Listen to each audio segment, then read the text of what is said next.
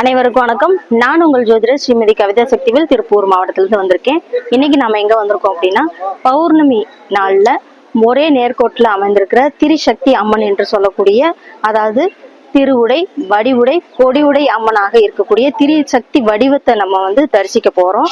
அதுல முதல் ஸ்தலமாக நம்ம போனது, முன்னாடி போனது திருவுடை அம்மன் கோயிலுக்கு போயிட்டு வந்துட்டோம். இப்ப இரண்டாவதாக பாத்தீங்கன்னா, சென்னை மாவட்டத்துல நம்மளுக்கு திருவொற்றியூர் பக்கத்துல இருக்கிற இந்த கொடிவுடை அம்மன், அதாவது வடிவுடை அம்மன் கோயிலுக்கு வந்திருக்கிறோம். இந்த வடிவுடை நாயகி நம்ம என்ன சொல்றோம் அப்படின்னா, தியாகராஜர் பாகவதற்கு, அதாவது திருவாரூர் இருக்கிற தியாகராஜ சுவாமிக்கு இணையாக சொல்றோம். இந்த வடிவுடை நாயகி அம்மன் பாத்தீங்கன்னா நம்மளுக்கு ஞான சக்தியாக விளங்குகிறார். இச்சா சக்தி, ஞான சக்தி, கிரியா சக்தி என்று சொல்லும் 3 சக்திகளோட சேர்த்துறதுல இரண்டாவதாக பார்க்கக்கூடியது ஞான சக்தியாக உடைய இந்த வடிவுடை அம்மனை தான் நம்ம இங்க தரிசிக்க வந்திருக்கிறோம். இது பௌர்ணமி நாள்ல வெள்ளிக்கிழமை செய்வது சிறப்பு. இன்னைக்கு நம்ம இருக்கிற இடம் பாத்தீங்கன்னா, இந்த ஸ்தல விருட்சம் பாத்தீங்கன்னா அத்தி மரம். அத்தி மரத்திற்கு முன்னாடிதான் நின்று பேசிட்டு இருக்கேன்.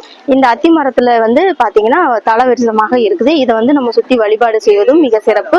மேலும் பாத்தீங்கன்னா இங்க திருமணம் போன்ற சுபகாரியங்கள்லாம் நடக்குது.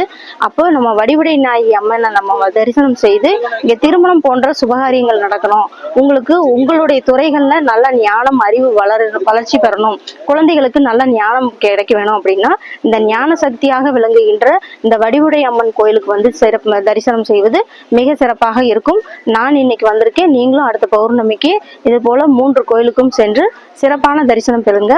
அந்த வடிவுடை அம்மன் நாயகியோட அம்மனோட அருளை பெறுவோமாக. நன்றி, வணக்கம்.